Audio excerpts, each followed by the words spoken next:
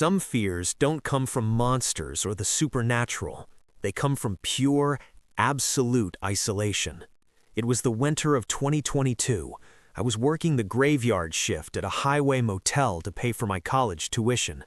This place was in the middle of nowhere, sitting right on the edge of a barren stretch of road about 40 miles from the nearest town. During the day, it was a gray, lifeless building, but at night, after midnight, the silence was so heavy it felt like it was suffocating you. On this particular night, out of the 15 rooms we had, only 2 were occupied. 2 exhausted truck drivers sleeping off their shifts at the far end of the lot. It was exactly 2:30 a.m. I was sitting alone behind the reception counter, staring at the empty, minimalist lobby. There was nothing but a ticking clock on the stark white wall and a single, buzzing, fluorescent tube above me. I was zoning out, listening to the wind howl outside, when suddenly, the power cut out. Everything went pitch black. The silence that followed was deafening. Our backup generator always took about 2 or 3 minutes to kick in. In those 3 minutes, the darkness was absolute. I couldn't even see my own hands resting on the counter. I just sat there, waiting. And then, I heard it, right outside the glass entrance doors, the unmistakable sound of footsteps on the loose gravel. Crunch, crunch, crunch. They were slow, deliberate, and they stopped right on the other side of the glass. My breath hitched. I froze, praying for the lights to come back. A few agonizing seconds later, the generator roared to life, and the dim fluorescent light flickered back on. I immediately looked at the glass doors. There was no one there. The parking lot was completely empty. I let out a nervous laugh, convincing myself it was just a stray dog or my own paranoia. But the moment I sat back down in my chair, the front door slowly creaked open. A man walked in, but the word man barely felt right. The first thing I noticed was his proportions.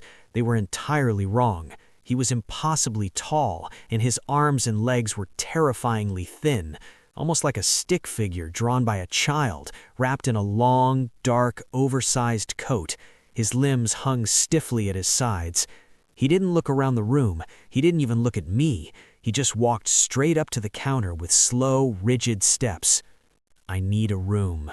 His voice was gravelly, low, and completely devoid of any emotion. "The furthest one you have." I swallowed the lump in my throat. The entire motel was practically empty, but standard procedure meant I needed his ID. I asked for it, my voice shaking slightly.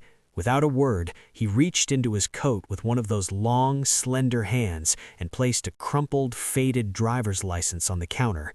The name just said Arthur, no last name.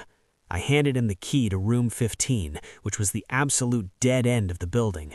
He took the key, turned around rigidly, and walked out into the cold night. About 45 minutes passed. I tried to shake off the uneasy feeling, telling myself he was just a weird guy passing through. Bored and still feeling a bit on edge, I pulled up the security camera feeds on the old monitor under the desk. We only had 3 cameras: the parking lot, the reception, and the long outdoor hallway connecting the rooms. I clicked over to the hallway camera. My blood ran cold. He wasn't in room 15. He was standing dead center in the middle of the dark hallway, and he wasn't moving. He was just standing there, facing the blank brick wall. His incredibly thin frame looked like a dark shadow painted against the concrete. I watched him for a full 5 minutes. He didn't twitch. He didn't shift his weight. It was like watching a paused video. My mind started racing. Was he having a medical emergency? Was he sleepwalking? I knew I had to check on him, even though every instinct in my body was screaming at me to stay put. I grabbed the heavy metal flashlight from under the counter and slowly made my way out of the lobby and toward the hallway. The wind was freezing. As I turned the corner to look down the corridor, I clicked my flashlight on, pointing the beam exactly where he had been standing on the camera. Nothing. The hallway was completely empty. All the doors were shut. Confusion mixed with pure dread.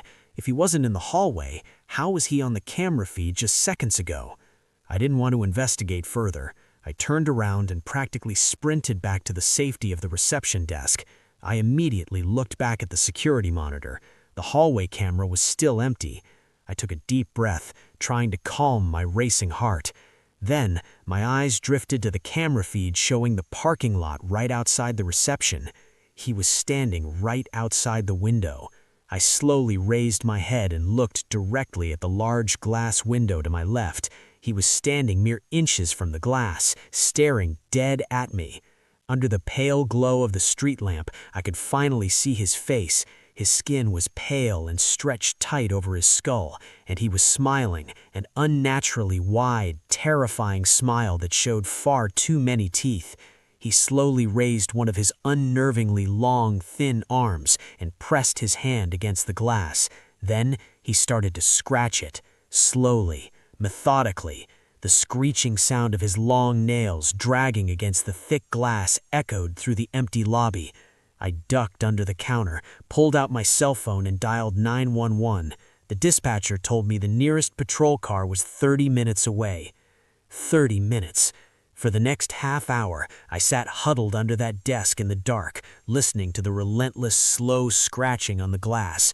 I didn't dare look up. I just stared at the floor, praying the glass wouldn't break.